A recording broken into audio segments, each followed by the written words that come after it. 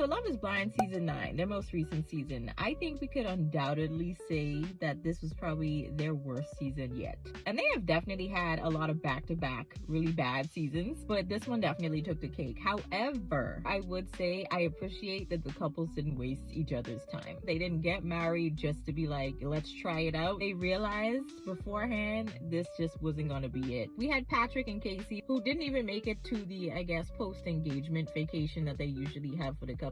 Casey was definitely on some BS wasting that man's time like that, but I'm glad that she was like, yeah, I'm not feeling it. Even though she wasn't honest about it at first, she was like, yeah, no, this is not it for me. So that didn't last. And then also Patrick was just kind of choosing her as a second option, let's be real. Then you had Nick and Annie. Nick ends up calling it off because he was like, yeah, you're doing too much. And she kind of was. Next we had Joe and Madison. Joe definitely wasn't feeling Madison from the jump. You could tell from his body language. As soon as they saw each other at that reveal, you could see how he was pulling away from her. I think we already knew they were not going to make it. Then you had the two couples that actually made it to the altar. KB and Edmund, number one. I just knew they had way too many problems. Edmund just likes to ignore things. KB, I can tell, was definitely the better communicator of the pair. However, I could definitely tell that she was getting frustrated because Edmund is the type of person to ignore things and pretend like it's not happening. So in her frustration, obviously we see like a lot of moments where she's clearly very angry with him because she's frustrated. Then you have Ali and Anton. I could already tell that their lifestyles weren't gonna mesh. I think that definitely became a problem, especially since Ali didn't actually tackle a lot of things that she claimed she had issues with, which ends up getting brought up in the reunion. And then lastly, we had Megan and Jordan.